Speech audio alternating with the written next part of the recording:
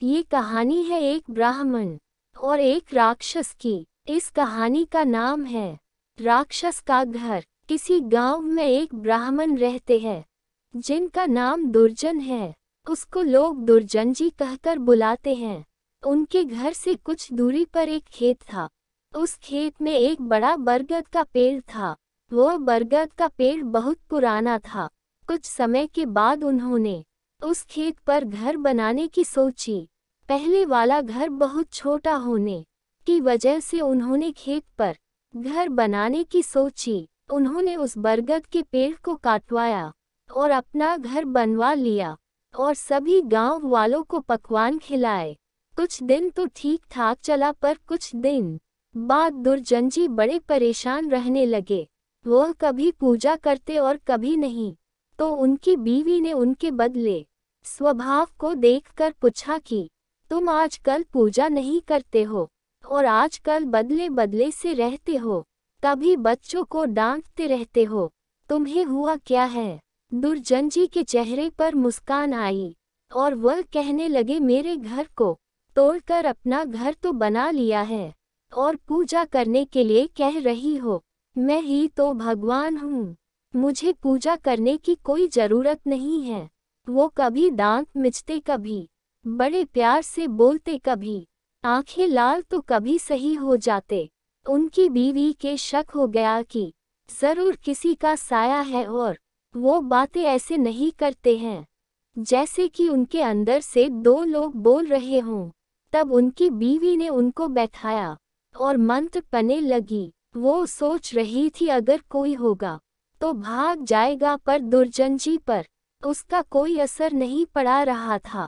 वह एक टक लगाए देखे जा रहे थे। उनकी बीवी ने काफी मंत्र पढ़े। तभी दुर्जन जी की आंखें लाल हुई और कहने लगे कि मैं किसी से नहीं डरने वाला, और तू क्या समझ रही है, मैं इसे ऐसे नहीं छोड़ने वाला हूँ। तब तक उसका छोटा बच्चा वहां आ गया। दुर्जन जी ने उसे जोर से पकड़कर अपनी तरफ खींचा लिया और ऐसा लग रहा था कि उसके सिर को कच्चा ही चबा जाएगे। उसकी बीवी बोली कि बच्चे को छोड़ दो, इसने तुम्हारा क्या बिगाड़ा है? दुर्जन जी की पत्नी ने अपने बच्चे को अपनी तरफ खींच लिया। तभी उसने अपनी बीवी को पकड़ लिया। वो जोर जोर से रोने लगी। घर से रोने की आवाज सुनकर गांव वाले भाग कर आए। उन्होंने देखा दुर्जन अपनी बीवी को मार रहा है। वो उसको बचाने लगे। फिर वो गांव वालों की तरफ भागा। उसने एक गांव वाले को दांतों से काटा, फिर दूसरे की तरफ भागा। सब गांव वाले डरकर भाग गए। फिर वो जंगल की तरफ चला गया। अगले दिन जब गांव के लोग खेतों में काम करने गए तो एक किसान को खेत में काम करते हुए शाम हो गई। जब वो रात को घर नहीं आया तब गांव वाले उसको ढूंढने खेत गए तो उन्होंने देखा उसका आधा शरीर किसी जानवर ने खा लिया। गांव के लोग बहुत डर गए थे। फिर 2 दिन बाद शाम के समय एक बच्चा घर के बाहर खेल रहा था। जब उसकी माँ उसको घर के अंदर लेने आई तो वो वहां नहीं था, केवल उसके कपड़े खून में लथपथ वहां पड़े थे। वो जोर जोर से रोने लगी। गांव वाले बहुत डर गए। रात को कोई घर से बाहर नहीं निकलता था। जब एक के बाद एक लोग गांव से गायब होने लगे तो गांव वालों ने फैसला किया कि इस जानवर को पकड़कर मार देते हैं। एक रात सभी गांव वाले गांव में पहरा देने लगे।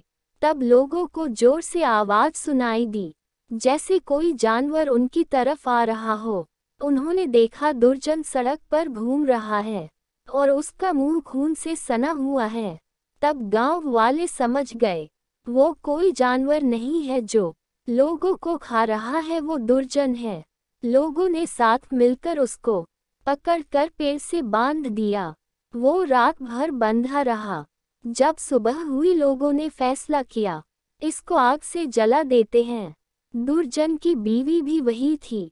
वो गांव वालों के सामने रोने लगी और बोली, मेरे पति को मत मारो, इनके शरीर के अंदर बुरी आत्मा है।